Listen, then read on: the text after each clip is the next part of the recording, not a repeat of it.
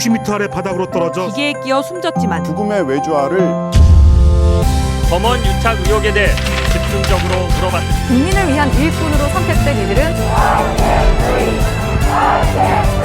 국가로부터 생명을 지키고 싶다고 절규했습니다. 반창고 자국으로 가득한 모든 의료진들이 연대하여 덕분에 감사합니다.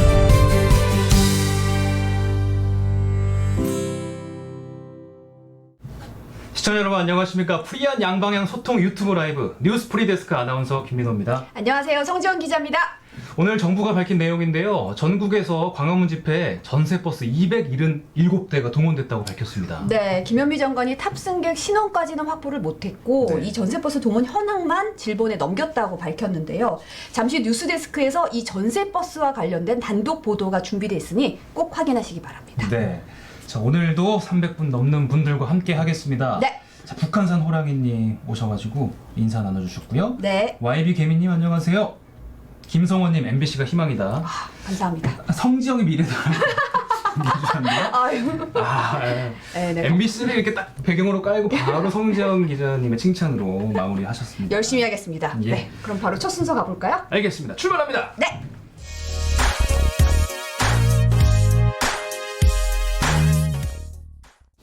네, 오늘 프리 초대석에는 김연경 북한 전문 기자, 통일방송 연구소장님 나오셨습니다. 네, 어서 오십시오. 감사합니다. 안녕하세요. 미래와 함께해서 기쁩니다. 네, 두 번째 방문이십니다. 네, 거의 한 달 만이 다시 뵙는 것 같아요. 그런 것 같아요? 예. 네. 그때는 거의 워낙 하실 말씀이 많으셔가지고 통으로 그냥 터서 갔잖아요. 네, 저희가. 맞아요. 네. 예. 특집으로. 네. 또 모셨습니다. 저희가. 네. 또 최근에도 이게 무슨 소리지 싶은 보도가 있었거든요. 네. 바로 위임 통치 관련된 건데요. 저희가 영상부터 준비했으니까 함께 보고 얘기 나누시죠. 국정원은 김정은 국무위원장이 동생인 김여정 북한노동당 제1부부장에게 권한 일부를 위임했다고 보고했습니다. 김 부부장이 사실상 2인자로서 대남 대미 정책 등 국정 전반에 관여하고 있고 그만큼 위상도 강화됐다는 겁니다. 위임 통치란 말이 나왔고 김여정이 이제 국정 전반에 있어서 위임 통치 하고 있다. 경제 분야는 박봉주 당 부위원장과 김덕훈 내각 총리, 군사 분야에선 최부일 당 군정지도부장이 감독 기능을, 리병철 당 중앙군사위 부위원장이 전략 무기 분야를 맡았다고 국정원은 전했습니다. 이 같은 위임 통치의 배경은 김정은 위원장이 9년간의 통치로 권력 집행에 더 자신감을 갖게 됐기 때문이라는 게 국정원의 분석입니다. 불필요한 통치 스트레스를 줄이고 정책 실패 시 책임을 분산하려는 목적이라는 겁니다. 또 김 위원장의 건강 이상설이나 후계자 준비 동향도 포착되지 않았다고 밝혔습니다. 네. 이게 국회 정보위원회 업무보고에서 나온 얘기인데 네. 사실 이날 박지원 신임 국정원장이 처음 참석한 날이잖아요. 네. 그렇죠. 뭐 완전히 존재감은 대단했습니다. 보통 보면 이제 정보위원회가 열리면 그동안 돌던 헛소문들이 잠잠해지면서 그렇죠. 뭐 여러 가지 이제 그 상황들이 정리가 되는데 이날은 정보위원회가 끝났고 나가지고는 그 주가가 또 막 움직였어요. 뭐 대북 관련 주들이 막 상승이 되고 특히 이제 재미있었던 거는 방위 산업 관련한 주식이 올라갔죠. 그만큼 이제 뭔가 이게 딱 있는 것 같아요. 위임 통치, 김여정, 2인자 이러니까 네. 혹시 유고, 네. 뭐 무슨 건강 이상, 뭐 무슨 일 나는 거 아니야? 뭐 이렇게 해서 의식의 흐름이 그렇게 되지 않았나 하는 생각이 들더라고요. 네. 근데 이제 그 위임 통치라는 말을 들었을 때 어떻게 생각했어요? 저는 처음 듣자마자 네. 이게 가짜뉴스로 밝혀진 김정은 위원장의 건강 이상설이 팩트로 확인이 됐구나. 큰일 났다 이제. 걱정이 됐거든요. 저는. 맞아요. 네. 그런 얘기 생각부터 확 들죠, 사실은. 네. 그런데 지금 실제로 김정은 위원장은요, 심지어 자기가 지금 직접 차를 몰고 수해 현장을 다니고, 네. 뭐 연일 뭐 이런저런 회의도 주재하고 이러는 상황이란 말이에요. 네, 맞아요. 그러니까 뭐 건강 이상은 어젯밤에 무슨 일이 있었는지 전 잘 모르겠습니다만은 건강 이상설은 저가 이제 접어둬야 될 것 같고. 네. 네. 근데 이제 그 위임 통치라는 말을 국정원에서 얘기를 하면서 이게 북한 말이 아니라 말하자면 우리가 표현하자면 위임 통치다. 이제 이렇게 얘기를 했어요. 네. 그래서 제가 궁금해서 위임 통치가 뭔가 우선 북한 사전을 찾아봤습니다. 네. 북한에서 위임 통치는 좀 의미가 다를 수 있나 싶어서요. 네, 그래서 이제 2010년 물론 북한 말이 아니라고 했지만 네. 2010년 평양에서 이제 출판된 그런 사전을 봤더니 그게 무슨 얘기냐면 세계 제1차 대전 이후에 이제 국제연맹에서 네. 그 선진국 지역들한테 그러니까 나라들을 이제 약간 그 위탁을 합니다. 여기도 네네. 식민 그래서 이전에 식민지 하던 그 나라들을 갖다가 이제 식민 통치를 국제기구의 위임을 받아서 식민지 통치를 한다. 이러나 저러나 식민지 통치다. 네. 라는 게 그 북한의 설명이에요. 네. 그러니까 기분 굉장히 나쁘겠죠. 그럼 우리는 그거 어떤 뜻일까? 또 우리 사전도 찾아봤어요. 아. 네. 똑같아요. 아, 그 위임 통치가 별 차이가 없는 거죠. 네, 같은 얘기인 거예요. 근데 우리는 몰랐잖아요. 네네. 사실 이게 국제 정치적으로 쓰는 거지 일상적으로 쓸 때는 지금 우리 김민호 아나운서 얘기한 것처럼 뭔가 그 통치 권한을 막 다 네. 넘겨버린 듯한 네. 그 이양한 것 같은 그런 생각이 드는 거죠. 그런데 이게 위임하고 통치를 따로 떼놓으면 얘기가 달라지는 거예요. 위임이 뭐예요? 그냥 맡기는 거예요. 맡기는 거죠. 업무를 맡기는 거예요. 통치는 그 통치고요. 그러면은 업무를 맡겨서 하는 어떤 통치 방식 뭐 이런 건 거죠. 그래서 통일부가 오늘 이제 이게 논란이 돼서 국회 외교통일위원회 업무보고에서 조금 명확하게 언급을 했는데 무슨 네. 얘기냐면 김정은 위원장이 당정군을 공식적이고 실질적으로 다 장악을 하는 상황 속에서 분야별로 역할 분담 뭐 또는 업무 분담을 한 거다. 뭐 네. 이런 식으로 얘기를 한 거죠. 네. 그래서 결국은 그냥 이걸 강하게 어떤 영역을 정해주고 그 영역에 대해서 업무를 맡겨서 책임을 지우는 그런 방식인 거고 이거 안 하는 통치는 별로 없는 거죠. 그렇죠. 아. 통치 시스템으로 봐야 그렇죠. 되는 거죠. 예. 시스템으로 봐야 되는 거죠. 그러면 이 시점에서 김정은 위원장의 통치 스타일이라는 게 어떤 건가요? 네, 그 김정은 위원장의 통치 스타일이요 굉장히 다이나믹한데요. 네. 우선 첫째. 성과지향적이다. 실력 추구형이다. 말로 하지 말고 성과로 말해라. 실력을 보여라. 뭐 굉장히 어떤 강하게 기업에서 그래요. 듣는 얘기인데 이거. 그러니까 그쵸? 기업 총수의 뭐 얘기 같아요. 뭔가 저도 좀 이렇게 약간 쪼이는 듯한 그런 느낌들을 봤는데요. 네. 근데 북한이 이게 참 잘 안 돼요. 왜냐하면 성과를 내려고 하면 여건이 뒷받침이 돼줘야 되잖아요. 네. 그런데 여건들이라는 게 북한이 가진 자원들이 많이 없고 이러다 보니까 사실 뭘 목표를 세워놔도 그 목표를 달성한다는 게 쉽지가 않거든요. 네. 그래서 이제 그 김정은 위원장의 스타일은 사실 어떻게 보면 그 후계자 시절부터 이게 좀 드러났는데 김정일 위원장이 2008년에 쓰러지고 나서 2009년 1월에 아주 거의 공식적으로 네. 거의 공식적으로 김정은 위원장이 후계자가 된단 말이에요. 이제 그때부터 많은 그 경제 사업들을 하긴 했었는데 이제 군을 지도하면서 그때 어떤 2011년에 무슨 일이 있었냐면은요. 평양에 이제 전기를 공급할 희천 발전소라는 게 수력 발전소를 짓는 거예요. 네. 근데 수력 발전소라는 게 우리 소양강 댐도 그렇지만은 산 약간 이렇게 중턱 같은 데 있단 말이에요. 그 네. 댐을 공사를 하니까 길이 제대로 없잖아요. 근데 이거를 하면은 뭐 우리는 그냥 건설사에서 알아서 하면 되잖아요. 근데 이거를 하기 위해서 북한이 어떻게 움직였는지 우선 거기 변압기를 설치를 해야 되는 거예요. 이제 댐은 있고. 근데 변압기가 굉장히 무거워요. 100톤 정도 네. 돼요. 이걸 움직일 차가 없어요. 차에 실었더니 바퀴가 터져요. 네. 그러면 이제 이거를 어떻게 해서 이걸 맞는 우선 트럭부터 만들어야 되는 거예요. 거기서 이거 트럭부터요? 트럭부터 시작을 해야 되는 거예요. 어떻게 해가지고는 뭐 개조를 하고 뭘 하고 했어요. 그리고 이제 그 다음에 가려고 봤더니 어떻게 무슨 문제가 발생을 하냐면은 길이 터널이 이 커다란 변압기가 못 들어가는 거죠. 터널이 옛날 거고 낡아가지고. 터널 그러니까 트럭은 만들었는데 터널이 또 중간에 그렇죠. 막힌 거죠. 네. 터널이 그러니까 이제 떠나기 전에 하는 얘기인 거예요. 그래서 그 다음에는 또 봤더니 교량이 약해가지고 이 무거운 차가 통과를 하는데 힘이 들어가는 거죠. 그럼 이거는 어느 부서에서 담당해야겠어요. 우리로 치면 건설교통부 같은 네. 거죠. 거기서 와서 다 실사를 하고 뭐 하고 우회도로를 찾아냅니다. 뭐 좌우간 그 과정에서 우여곡절을 겪어가지고 어떻게 해서 이제 갔어요. 막 네. 이제 관계부처 뭐 대책회의가 열리는 거죠. 딱 갔는데 마지막에 산을 딱 올라가는데 이 트럭이 못 올라가는 거예요. 마지막에 산길을. 동력이 안 어떡해요? 돼요. 아니 가파르죠. 너무 가팔라서. 거기다 뭐 길이 제대로 있겠어요. 뭐 어떻게 될게요? 이때 딱 누군가가 짠하고 나타났는데 군용 장갑차가 나타났어요. 장갑차로. 네. 그 장갑차가 뒤에서 밀어요. 앞에서 대형 트럭이 끌어요. 그리고 안 되면 군인들하고 사람들이 와서 노동자들이 와서 그거를 옆에서 또 밀고 끌고 막 이렇게 하는 거예요. 거의 군사 작전인데요? 그러니까 그게 이제 한편의 그때마다 드라마고 영화인 거죠. 그래서 이거를 이제 북한에서는 모든 일을 할 때마다 그걸 전투라고 그러고요. 네. 여기 전투를 하려면은 작전이 필요한 거예요.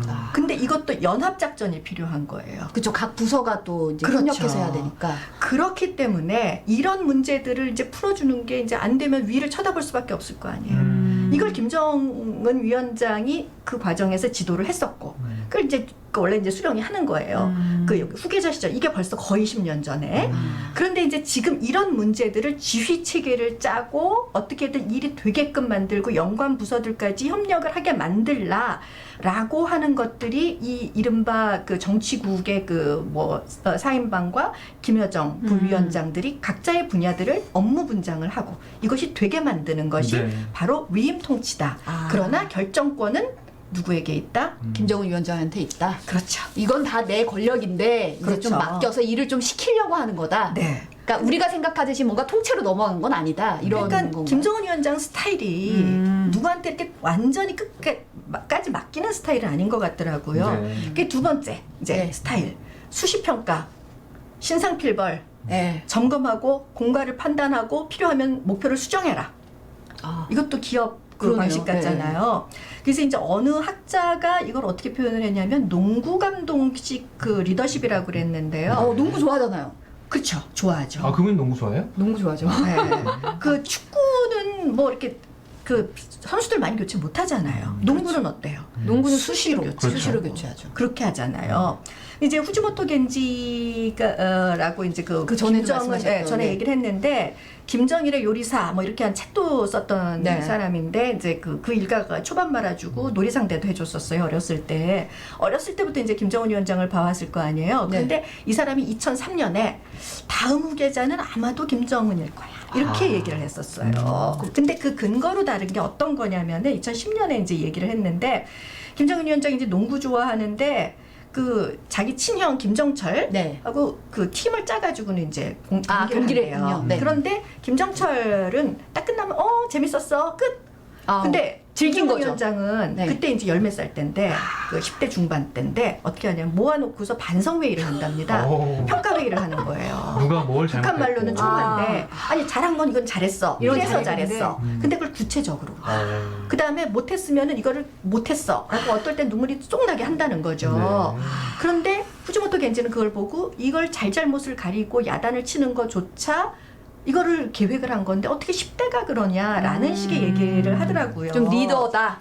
예, 그러니까 이거가 이제 그때 그랬던 게 지금은 와서는 자기 할아버지 때 모셨던 그런 나이 든 사람들, 자기 아버지와 함께 일했던 참모들을 70대, 80대 참모들까지도 들었다 놨다 하는 그런 그렇게 해버리는 거죠. 그래서 이제 이번에 당중앙위원회 전회를 열었는데요. 경제 실패 인정하면서 우리가 5개년 계획 못했다. 그러니까 내년에 초에 다시 당대회 열어가지고 그때 다시 한번 새로운 목표 제시하자. 그때까지 준비 잘해라. 네. 이제 이렇게 지시를 한 거죠. 그렇죠. 무섭죠. 좀 어떤 면에서는 좀 이런 우리가 생각했던 그런 막무가내식은 아니네요. 근데 이제 들었다 했으니까 놨다도 해야 되죠. 들었으니까 나야죠. 예, 예. 근데 이제 민심에 대한 것들이 참 보면은 세상에 민심 챙기고 싶지 않은 지도자가 있을까요? 없죠. 없죠. 여긴 뭐 어쨌든. 네. 저도 챙기고 그런데- 싶어요. 아, 네. 시청자 민심. 챙겨주세요. 네. 근데 그걸 아주 스펙타클하게 퍼포먼스를 참 기가 막히게 합니다. 네. 그러니까 이 대중이 가려운 거를 쏙쏙 하는데요.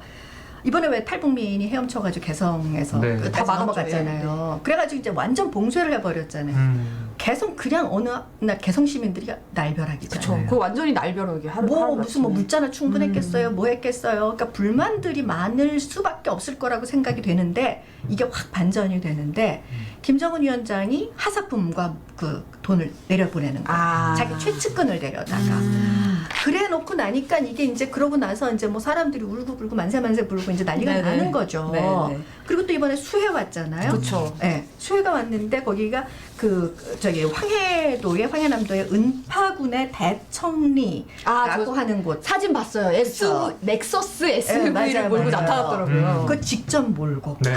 왜 굳이 직접 몰고. 그랬는데 딱 카메라가 비치는 거는 흙을 묻은 렉서스. 예. 저 귀하신 차가. 그러고서 내렸는데 네. 저 귀하신 발이 진흙에 탁 빠지는 거예요. 아, 되게 드라마틱하네요. 그런 아닙니까 거죠. 이거? 예. 예. 그런 것들이, 그러니까 몸소 이런 것들을 보여주는 거예요.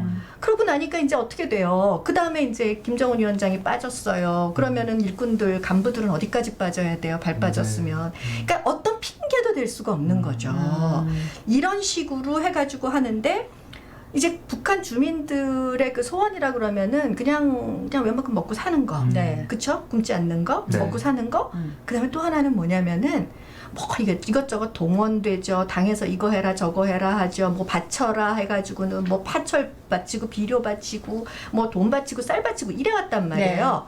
근데 이번에 어떻게 했냐면은 그 음파군의 주민들한테 그 수해 거를 갖다가 네. 그 직접 네. 당에 있는 당 간부, 중앙당 간부들 가족들이 모아가지고 보내라 그래요. 전이랑 반대죠. 예. 또 한 번은 뭐냐면 그 음파군의 군 청사에다가 수재민 시설을 만들어 놓고 거기 간부들은 천막 치고 가서 일해라.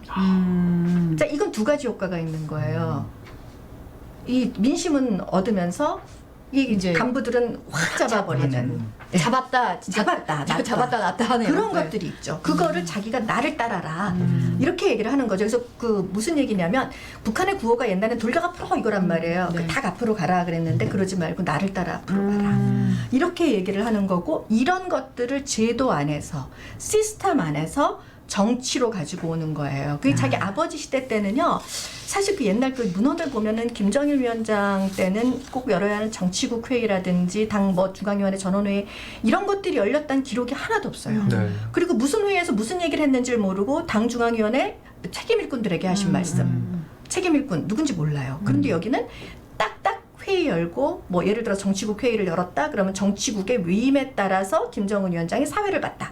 이런 형식들이나 제도 같은 것들을 갖추는 거고 이번에 나오는 그런 시스템이나 이런 것들도 하나의 그 시스템들이 총리가 총괄하고 지도력을 판단하고 뭐 부총리는 뭐 하고 이런 것들이 돌아가게 해라.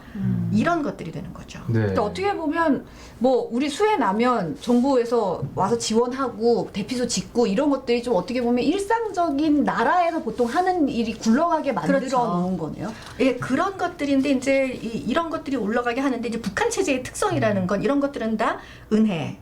그리고 일꾼들은 그러니까 일꾼들 안에 간부들은 이거를 잘하는 거.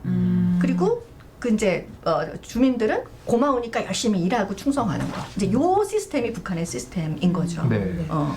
김정은 위원장 통치 스타일과 또 시스템 얘기를 들으니까 내가 통치하려고 해도 참 북한 통치하기 힘들겠다 이런 생각이 들거든요. 이게 스트레스로 좀 다가올 것 같기도 하고요. 네, 뭐 어디든 통치하긴 힘든데 네. 뭐 좌우간 뭐 할 말은 많지만 네. 국정원이 실제로 그 위임 통치 이유를 통치 스트레스 또 책임 분산 이렇게 꼽았단 말이에요. 예, 이건 그 어떻게 보세요?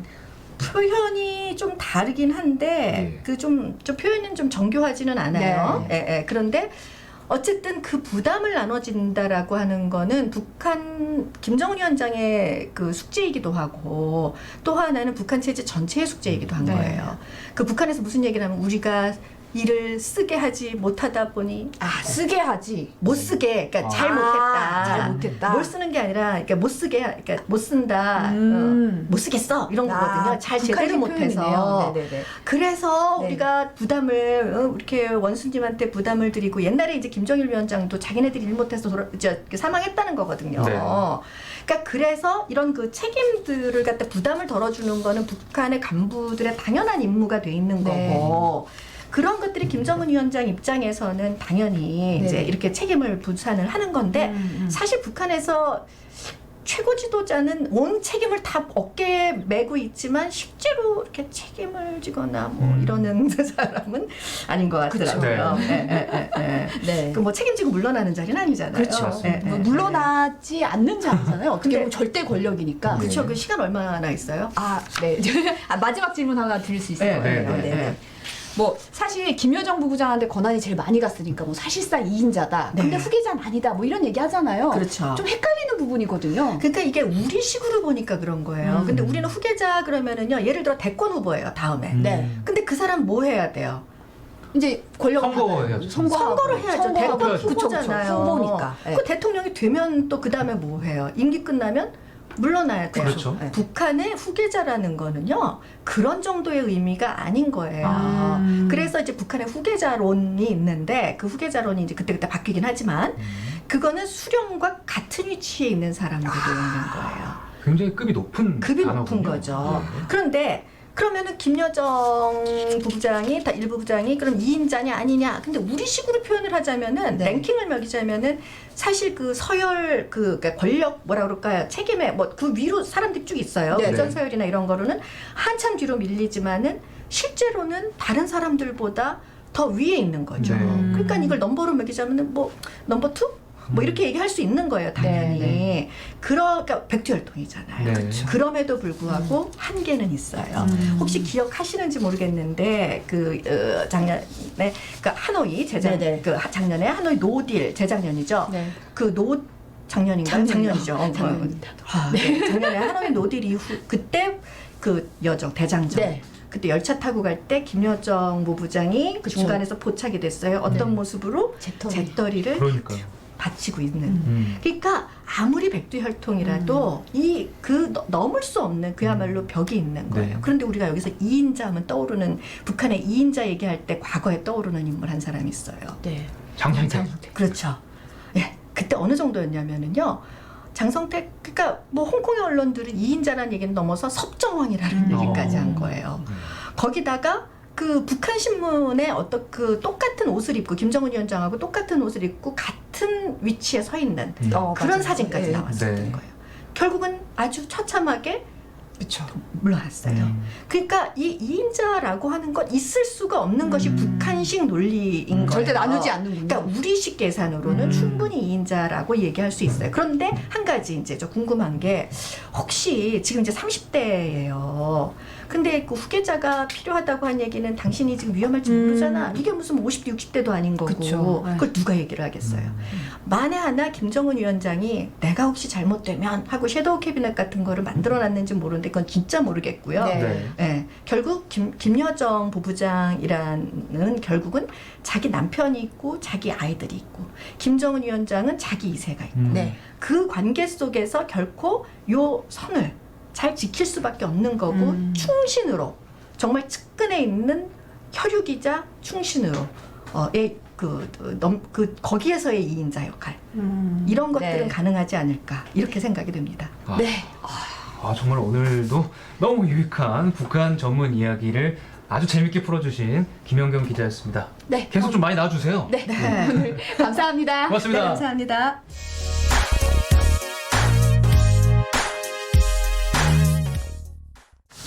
네, 오늘 반가운 얼굴들이 많이 등장을 하는데요. 사실 큐시트 산책을 진행했던 노재필 기자가 네. 오늘과 내일 휴가입니다. 그래서 네. 저희가 다급하게 익숙한 얼굴이죠. 이휘준 아나운서를 모셨는데요. 네, 실검 탐사대라는 새로운 코너를 갖고 오셨습니다. 어서 네. 오십시오. 네, 안녕하십니까. 네. 얼마 전에 제가 대타로 잠깐 진행을 해서 좀 익숙하신 분들이 계실 텐데 노재필 기자 어디 갔냐고 그렇게 지금 채팅창이 난리가 났어요. 네. 그래서 제가 이 빈자리가 좀 느껴지지 않도록 또 열심히 좀 채워보겠습니다. 그 자리 진짜 힘든 자리거든요. 네. 일단 부피부터 좀 빈자리가 느껴지긴 하거든요. 이게 좀 콘텐츠로 남네요. 채워주세요. 이게 좀 남아서 제가 오늘 콘텐츠로 꽉꽉 채워보겠습니다. 네, 시간이 얼마 안 남아서 일단 오늘 첫 소식 탐사반장 이희준 아나운서 오늘 첫 소식 뭔가요? 네, 실시간 검색 순위를 알아보는 실검 탐사대 네. 시간인데요. 먼저 제가 좀 기쁜 소식을 좀 전해드리고 싶은데 안타까운 소식이 좀 많아서 네. 일단 전해드려야 될 것 같아요. 아무래도 코로나19 네. 관련 소식이 계속 왔다 갔다 했는데요. 네. 오늘 신규 확진자는 280명을 기록했습니다. 네. 그 중에서 212명 이 수도권 확진자로 집계가 됐고요. 네. 이틀 연속 200명대를 기록하면서 잠잠해지지 않고 있는 분위기가 조금 계속이 되고 있어요. 그래서 네. 좀 우려가 됩니다. 네. 또 관련 소식이 들어왔는데 전체 수도권 중환자실 병상이 지금 총 85개인데 네. 어제 기준으로 병상이 7개밖에 남지 않았다. 좀 이런 소식이 들어와 있어요. 네, 네. 빨리 좀 확보가 돼야 될 것 같고 네. 박능호 보건복지부 장관은 이런 말을 했습니다. 이번 주가 3단계로 갈 수도 있기 때문에 가장 중대 고비다. 잘 대비해야 한다. 네. 이렇게 언급을 했습니다. 네. 또 좀 얼마 전에 들어온 소식인데 지금 서울 양천구에 있는 SBS 목동 사옥에 예. 네. 확진자가 나왔어요. 확진자가 나와가지고 코호트 격리 이제 많이 사업 들어보셨을 텐데 폐쇄까지는 아니고 그쵸. 그냥 격리 정도로 됐고, 관련 이제 건물을 다 소독을 하고 하면서 지금은 뭐 관련 방송 뭐 8시 뉴스라든지 시사 프로그램 같은 거는 다 정상적으로 이제 방영이 된다고 해요. 아, 방영이 네, 된대요. 그리고 뭐 식당이나 이런 곳은 다 이렇게 칸막이가 여기처럼 설치가 다 돼 있어서 그리고 또 그 확진자 같은 경우에는 금요일 오후까지 근무를 했기 때문에 주말에 발열이 된 거라고 해요. 네. 그래서 좀 폐쇄까지는 안 갔지만 한때 좀 위험한 상황에 있었다. 뭔가 이 소식들이 턱밑까지 이렇게 오고 그러니까요. 있다는 방송가도 좀 그런 예. 저희도 조심해야겠다는 생각이 많이 최근에 듭니다. 뭐 CBS는 셧다운됐고 이제 네. SBS 조심해야겠습니다. 콘텐츠 계속 방송해야 됩니다. 네. 그렇습니다. 교육부에서도 발표를 했는데 수도권 학교 등교 중지를 내렸어요. 예, 이게 원래 그렇습니다. 3단계 전략이잖아요. 이게. 그렇죠. 원래는 3단계 때 이게 네. 적용이 되는 건데 그만큼 심각하게 상황을 인지하고 있다. 이렇게 확인할 수가 있는데요. 수도권의 최근 집단 감염이 본격화한 이달 11일부터 어제까지죠. 네. 코로나19 양성 판정을 받은 지역 학생이 150명, 그리고 교직원은 43명으로 급증을 했습니다. 네. 그만큼 심각한 상황인 건데 이게 내일부터죠. 내일부터 다음 달 11일까지 원격 수업으로 전환한다고 발표를 했습니다. 네. 고3은 제외죠? 그렇습니다. 아무래도 고3 학생들 그리고 부모님이 제일 많이 걱정을 할 것 같아요. 수능이 얼마 안 남았거든요. 그렇죠. 이 100일이죠. 고3 예. 수험생의 경우에는 12월 3일이 아무래도 수능이잖아요. 네. 이 수능은 그대로 유지하겠다는 게 사실은 원칙적인 교육부의 입장이에요. 그리고 3단계로 가면 계획은 변경이 될 수 있다. 이렇게 언급은 한 상황입니다. 아니 좀 근데 많이 걱정이 댓글에 됩니다. 고3은 사람이 아니냐며 어, 약간 좀 우려의 목소리도 좀 예. 있긴 하더라고요. 그렇습니다. 상황을 보니까. 예. 네. 지금 다음 검색어는 그럼 뭐죠? 네, 빠르게 이어가겠습니다. 네. 아무래도 태풍 바비 많이 걱정하실 것 같아요. 네. 그래서 제가 경로가 화면을 많이. 보면서 네. 조금 설명을 드리도록 하겠습니다. 네. 많이 했습니다. 네. 제 8호 태풍 바비가 제주 남서쪽 해상에서 지금 보시는 것처럼 올라오고 있습니다. 중심부근 시속이 144km 정도라고 하는데요. 어마어마하네요. 사람이 제대로 서 있기 힘든 정도라고 네. 해요. 네, 다음 화면 설명드릴게요. 내일 오후쯤에는 제주도, 모레 오전에는 서울에 가장 가까워지겠습니다. 네. 수요일 오후에 태풍 강도가 매우 강 이렇게 나와 있는데요. 네. 매우 강이면 모든 걸 다 싹쓸이 해갈 정도로 강한 바람이라고 좀 합니다. 약해져야 될 텐데요. 네. 그렇습니다. 다음 화면 또 설명드릴게요. 현재 제주도 일부 지역에 영향을 주고 있어서 강한 네. 바람이 또 불고 있고요. 네네. 앞으로도 비 그리고 바람 강하게 계속해서 이어지겠습니다. 네. 오늘 밤부터 제주도와 충남 서쪽, 전라도 서쪽 지방을 중심으로 순간적으로 시속 144에서 216km에 달하는 강한 돌풍이 몰아칠 것으로 예상이 됩니다. 네. 네. 다음 화면 또 네. 설명드릴까요? 네. 강우량이네요. 강우량 설명해 드릴게요. 모레까지 제주도 산간에는 최고 500mm 이상, 그리고 호남과 지리산 부근에도 최고 300mm 이상의 많은 비가 예상이 됩니다. 네. 전 태풍 이름이 밥이라고 해서 약간 귀여운 태풍이구나, 별 영향 없겠구나 했는데 또 인형 이름 그렇지 않은 거 생각나니까. 그렇죠. 이름만 보면은 상당히 약할 것 같은데도 예, 그렇지 예. 않습니다. 이게 베트남 북부 지방에 있는 산맥 이름을 그대로 갖고 온 거라고 하는데요. 네. 바비가 아니라 네. 바비더라고요. 바비. 이게 발음이. 네, 아까 채팅창에 밥이 아니냐 이렇게 밥이, 하신 분이 있는데 네. 전혀 아닙니다. 네. 이게 걱정해야 될 수준이에요. 예전에 링링, 네. 뭐 루사, 뭐 볼라벤 이런 태풍들처럼 상당히 강하다고 합니다. 이 태풍 피해 없도록 좀 유의하셔야겠습니다. 아, 그러게요. 네. 원래 서해를 지나면 서해 쪽으로 오는 건 바다를 지나니까 좀 약해진다고 하는데 지금 바다가 따뜻해서 그런지 세력이 그렇게 약해지지 않았다 그래서 네. 다들 좀 조심하셨으면 네. 좋겠습니다. 제발 피해 없길 기원하겠습니다. 네, 마지막 빠르게 네. 한번 네. 볼까요? 빠르게 인물을 진행하겠습니다. 한번 네네. 들어보죠. 미래통합당 박덕흠 의원이 실시간 검색어에 등장을 했는데요. 네. 무슨 일이에요? MBC 스트레이트의 보도 때문이었습니다. 네. 박덕흠 의원의 일가가 소유한 회사가 피관기관으로부터 400억 원 이상의 공사를 수주했다. 네. 이런 내용인데요. 네. 오늘 사실은 그 사임 의사를 밝혔죠. 박 의원이 이제 네, 국토위에 의원이 밝히기는 나가서 했는데 네. 이건 좀 논란이 있을 수 있는 게 사실 내용을 좀 말씀드리면 박 의원이 일가족 이 5개의 건설 회사를 가지고 있습니다. 네. 그리고 가족 회사가 이 피관 기관에 발주 공사를 수주한 게 이해 충돌의 소지가 있다. 아무래도 국토위 소속이기 그렇죠. 때문에 예. 이런 점이 부각이 된 거고 네. 자세한 내용은 좀 시간 관계상 자세히는 이제 데스크에서 나오겠지만 원화종합건설이라는 이 회사가 박덕흠 의원이 갖고 있었고 네. 지금은 아들이 대표이사로 있습니다. 네. 근데 이 기업이 특정 기술을 갖고 있는데 사실은 전문가들 말로는 이 기술이 그렇게 특별한 기술도 아니고 흔하게 사용되는 기술 중에 하나다 이렇게 얘기했는데 이게 딱 특별하게 이 회사가 딱 언급이 됐다는 거죠. 발주로 사용이 되고 네. 그래서 알고 보니 또 서울시에서도 이 조건, 이 특정 공법만 사용하도록 조건을 딱 지정을 한 거예요. 하나의 네. 특혜를 좀 준 거네요. 그러면. 그렇죠. 아무래도 이거는 좀 의심할 만한 소지가 여러 가지 있기 때문에 아무래도 이런 의혹이 나온 것 같은데 박덕흠 의원은 좀 당에 아무래도 좀 우려가 있다 보니까 네. 좀 사임 의사를 밝힌 상황입니다. 네. 근데 언론 보도에는 왜곡된 부분이 많아서 법적 대응을 하겠다고 밝히긴 했습니다. 네, 자세한 사항은 데스크를 좀 참조해 주시면 감사하겠습니다. 그렇습니다. 여기 댓글에 지다니님이 이휘중 고정 가자고 했는데 내일까지 보고 저희가 판단하겠습니다. 오늘 완벽하지 않았나요? 소식 확인하시고요. 네. 오늘 소식 여기까지입니다. 네. 감사합니다. 고맙습니다. 고맙습니다.